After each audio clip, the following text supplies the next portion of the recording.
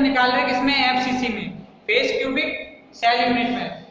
उसमें निकालने के लिए सबसे पहले अपन को पता है कि फेस क्यूबिक सेल की स्ट्रक्चर इस प्रकार से होती है। उसमें कॉर्नर पे तो मॉलिक्यूल प्रेजेंट होते हैं और कॉर्नर के अलावा फेसेस पे 6 फेसेस पे भी मॉलिक्यूल प्रेजेंट होते हैं, ठीक है। तो और total number of the molecules उसमें निकाले तो कितने मॉलिक्यूल्स आते हैं, 4 मॉलिक्यूल्स उसके अंदर आते हैं, और मॉलिक्यूल उसके अंदर प्रेजेंट होते हैं, 4 मॉलिक्यूल प्रेजेंट होते हैं। और 4 मॉलिक्यूल्स किस प्रकार से प्रेजेंट होते हैं अपन इसके अंदर इसके अकॉर्डिंग अपन देख सकते हैं। और फिर उसके बाद अपन देखें कि रेडियस इसमें लेते हैं, जो ऊपर फेसेस पे 3 मॉलिक्यूल जो होते हैं एक दूसरे को टच करते हैं, जो कि एक दूसरे के डायगोनल में विकर्ण पर स्थित होते हैं, एक दूसरे के विकर्ण में जिस प्रकार से इस तरीके से ये स्थित हैं। अब फिर अपन लेते हैं रेडियस, स्फीयर की रेडियस लेंगे। जैसे किनारे पे देखो 3 मॉलिक्यूल्स एक दूसरे को टच कर रहे हैं, 3 मॉलिक्यूल एक दूसरे को टच कर रहे हैं, इनकी रेडियस जैसे किनारे पे स्थित है, ठीक है। यहाँ पे अपन ले आर, ठीक, ओके। तो जो ए ये क्या है, विकर्ण है, विकर्ण को मान लिया, विकर्ण की वैल्यू अपन क्या मानी, हाइपोटेन्यूज है, इसकी वैल्यू अपन मानते हैं,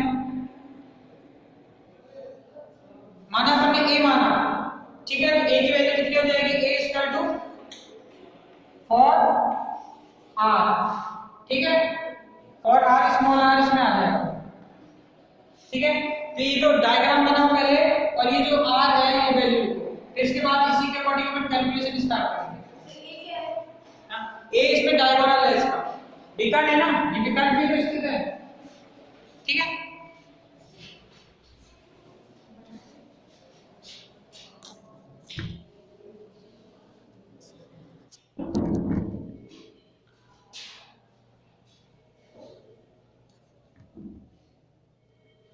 माना कि जो आर है,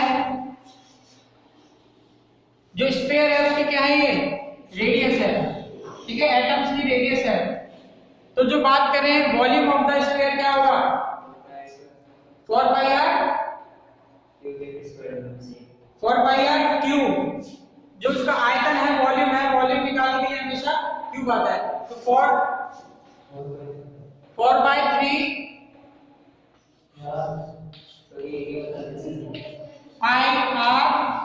क्यूब वॉल्यूम ऑफ स्फीयर, ठीक है।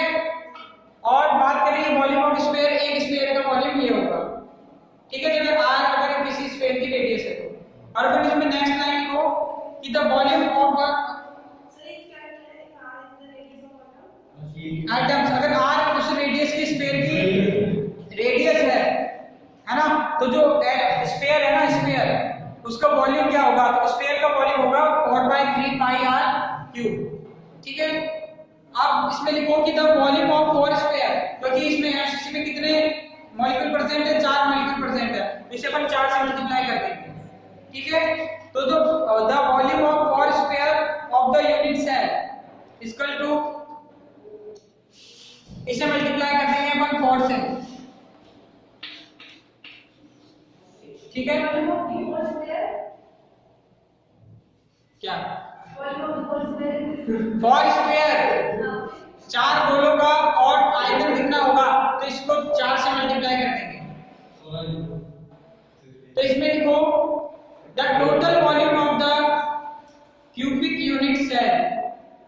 अब मान लिया कि अपन ने जो टोटल क्यूबिक और एक घन, उसका आयतन क्या होता है, क्यूब का वॉल्यूम a क्यूब है ना। तो यहाँ पे अपनी साइड है b, एक घन की साइड की वैल्यू अपन को b दे रखी है, तो b की वैल्यू क्या हो जाएगी, b क्यूब। तो total volume of the cube लिखो इसमें, the total volume of the cube is b cube, क्योंकि अपन ने साइड b ली है इसमें।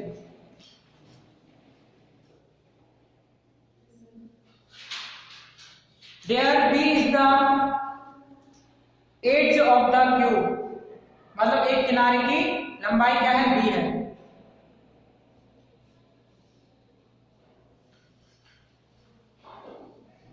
अब अपन को जो डायग्राम बना था अपना कुछ इस तरीके से, ठीक है, कुछ इस तरीके से डायग्राम बना था। साइड कितनी थी, a थी, उसकी सॉरी साइड अपने लिखी b, और विकर्ण ये ए था, ठीक है, इसकी वैल्यू कितनी आएगी, एक जो अपना डीबी आया था ना, वो ये जो साइड है विकर्ण ये क्या था, डीबी था, ठीक है, जिसे मैंने ए बोला था, इसकी वैल्यू आई थी 4r, ठीक है, इसकी वैल्यू थी b और इसकी वैल्यू कितनी थी b, ठीक है। इसका मैंने क्या था यहाँ पे इस किनारे का, नहीं a b c, ठीक है, सी था यहाँ के। अब तो फिर यहाँ पे देखो, अब यहाँ पे पाइथागोरस अपन प्रमेय लगाएंगे। पाइथागोरस प्रमेय क्या होती है कि जो विकर्ण का स्क्वायर इक्वल टू हाइपोटेन्यूज का स्क्वायर, जिसमें 4r का cube, sorry square equal to क्या जाएगा, b square plus b square, फिर जाएगा 4 मतलब 16 r square equal to 2b square, कितना होता है,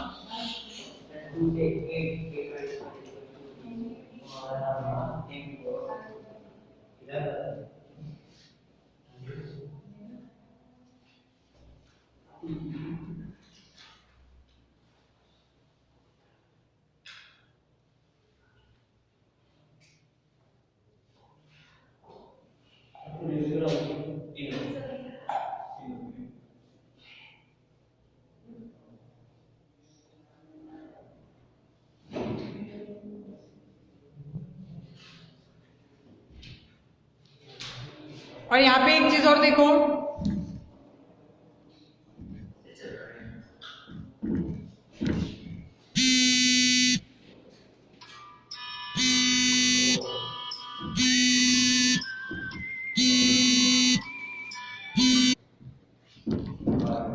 अब यहाँ देखो BC स्क्वायर और यहाँ DB की वैल्यू अपन को भी पता नहीं है, तो DB की वैल्यू निकालने के लिए BC प्लस BC का स्क्वायर अंडर रूट, ठीक है।